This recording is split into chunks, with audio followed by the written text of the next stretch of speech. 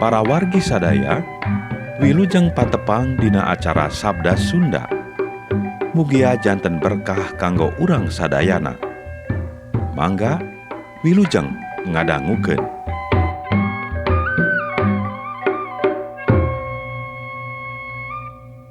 Injil Yesus Kristus numutkeun Santo Matius. Poe eta keneh Yesus angkat ti eta imah ka sisi talaga.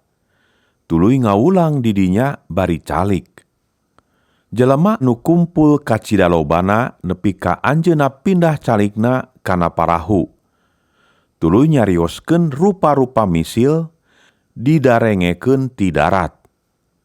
Waktu tebar, binihna aya anu ragragan ka jalan. Seuk datang manuk maracokan eta binih nepi ka beak. Aya nu ragragan kana taneuh anu cadasan, taneuhna ipis. Eta binih tereh jadi lantaran taneuhna henteu jero. Tapi sanggeus kasebrot ku panon poe, binih nu kakara mentik teh ngulapes tuluy garing lantaran akarna henteu jero. Aya anu ragragan kana rungkun cucuk, rungkuna ngagedean, nepi ka akhirna binih teh kahempikan. Anu ragragna kana taneuh anu riduh jeung lendo, jadina alus sarta baruahan. Hasilna aya nu 100 kalieun, 60 kalieun, jeung 30 kalieun asalna. Geus kitu saurna, lamun baroga ceuli pek ieu darengekeun. Murid-murid naranyakeun ka anjeunna, kunaon Bapa nyarios ka maranehna nganggo misil-misil? Walerna, sabab maranehna taca nyaraho kana rasiah-rasiah karajaan sawarga. Ari maraneh mah geus dibere nyaho.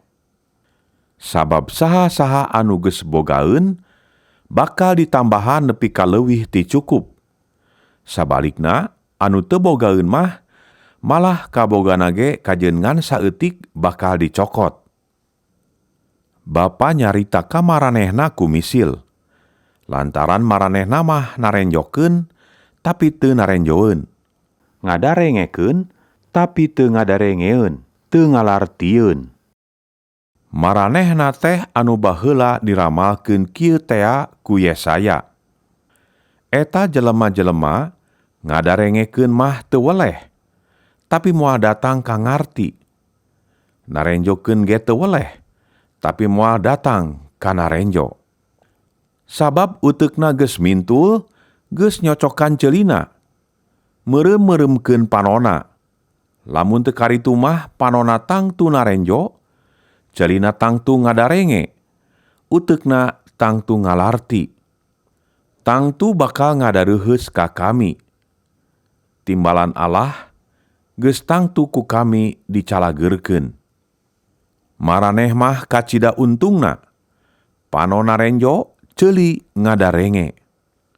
Sing percaya ka Bapa, loba nabi jeung jelema-jelema anu aribadah ka Allah, anu kacida harayangeunana narenjo anu katarenjo ku maraneh, tapi teu bisa. Loba anu harayangeun ngadenge anu geus kadarenge ku maraneh, tapi teu bisa. Ayeuna darengekeun, raregepkeun naon hartina eta misil anu tebar teh. Binih anu ragragan ka jalan hartina amanat hal karajaan sawarga anu diwawarkeun ka jelema-jelema anu ngan semet ngadarengekeun henteu malikiran. Amanat anu diwawarkeun ka maranehna teh dicabut ku si jahat. Binih anu ragragan kana taneuh ipis anu cadasan hartina, barang mimiti mah eta amanat teh ditarima rejeung suka, tapi henteu tahan lila, sabab henteu sakumaha nyerepna kana hate nu narima. Sanggeus ngarasa yen nyekel eta amanat teh jadi diteung-teuinganan ku sasama hirup, tuluy bae murtad. Binih anu ragragan kana rungkun cucuk, hartina, amanat teh ditarima, tapi kaelehkeun ku kasalempangan hirup jeung ku nafsu hayang beunghar henteu nepi kabuahan. Binih anu ragragna meneran kana taneuh anu riduh jeung lendo, hartina, amana teh kudu ngadengena ditarima jeung dihartikeun. Seuk ngabuahkeun, aya nu 100 kalieun, nu 60 kalieun, jeung nu 30 kalieun. Yesus nyarioskeun deui hiji misil. Karajaan sawarga teh ibarat kieu. Aya jelma nebarkeun bibit hade di lahana. Dina hiji peuting waktuna jalma-jalma sarare, datang musuhna nyebarkeun bibit eurih dina eta lahan tuluy indit. Gandum jaradi, geus mimiti ranggeuyan, eurih oge jadi. Bujang-bujangna popoyan. Juragan, anu ditebarkeun teh pan binih sae. Kunaon jadi seueur eurih? Ti mana dongkapna? Jawabna, tangtu pagawean musuh. Ceuk bujang-bujangna deui. Kumaha? Kedah dicabutan eurihna? Jawabna, ulah. Bisi gandumna kacabut. Keun bae sina jaradi bareng. Engke dina waktu ngala, kami rek nitah kanu digarawe nyabutan heula eta eurih, sina dibeungkeutan keur durukeun. Gandumna sina dikumpulkeun, asupkeuneun ka leuit. Yesus nyarioskeun deui hiji misil. Karajaan sawarga teh ibarat kieu. Aya jelma nyebarkeun siki sasawi dina lahana. Siki sasawi teh di antara sisikian mah panglembutna. Tapi lamun geus jadi tangkalna teh panggedena ti sagala palawija. Nepi ka dahan-dahana bisa dipake nyayang ku manuk-manuk. Yesus nyarioskeun misil sejen deui. Karajaan sawarga teh ibarat kieu.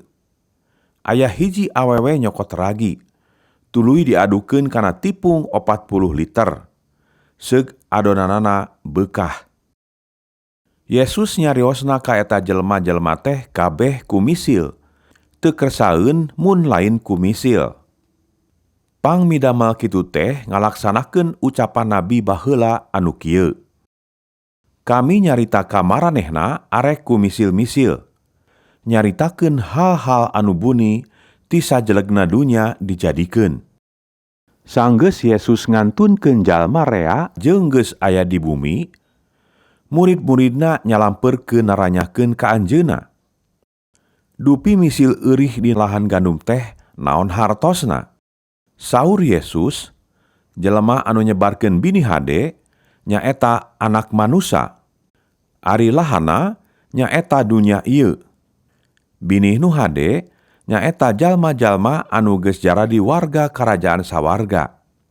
Eurih nyaeta jelema-jelema anu aranut ka iblis. Musuh anu melak eurih nyaeta iblis.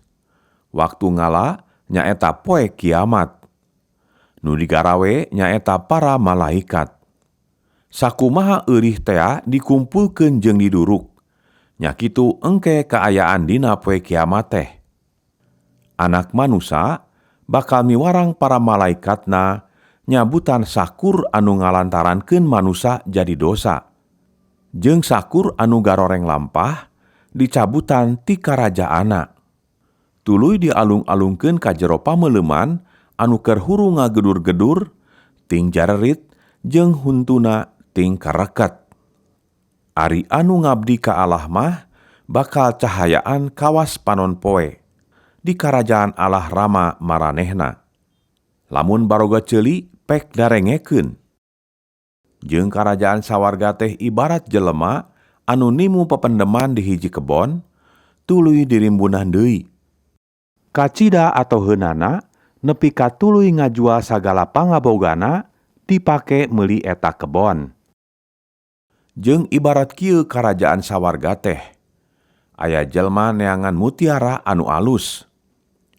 Sanggeus manggih mutiara anu luar biasa alusna, tuluy ngajual sagala harta bandana dipake meuli eta mutiara.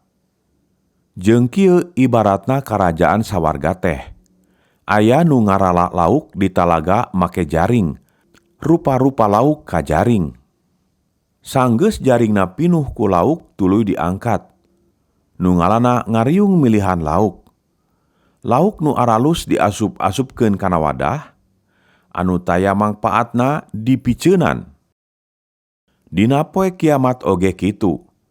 Para malaikat bakal nyokotan jelema-jelema anu jarahat, dipisahkeun ti anu ngarabdi ka Allah, tuluy digalebruskeun kana pameuleman anu keur ngagudag-gudag, ting jarerit jeung huntuna ting kareket. Yesus mariksa ka murid-murid, "Kumaha maraneh ngalarti?" "Sumuhun ngartos," tembal murid-murid. Saur Yesus, "Tah kitu. Anu matak lamun unggal guru agama jadi warga karajaan sawarga, eta ibarat jelema anu ngabudalkeun barang sisimpenanana ti imahna boh nu anyar, boh nu heubeul." Sanggeus nyarioskeun eta misil-misil, Yesus angkat ti dinya. Ngabujeng ka kota tempat asalna, tuluy ngaulang di imah ibadah. Urang dinya kacida hareraneunana. Tuluy carek maranehna. Ti mana meunang hikmat kitu eta jelema teh? Lain anak tukang kayu tea eta teh? Indungna lain Maryam? Bapana lain Yusup? Dulur-dulurna pan Yakobus, Yusup, Simon, jeung Yudas? Dulur-dulurna nu awewe oge pan di dieu lain? Na ti mana manehna meunang nu kitu? Kusabab eta maranehna nolak ka anjeunna. Saur Yesus ka maranehna, "Nu jadi nabi mah di mana-mana ge diajenan, kajaba di lemburna jeung ku kulawargana sorangan. Anjeunna di dinya mah henteu loba ngayakeun kaajaiban, lantaran urang dinya arembungeun percaya." Sakitu dawuhan Gusti Allah.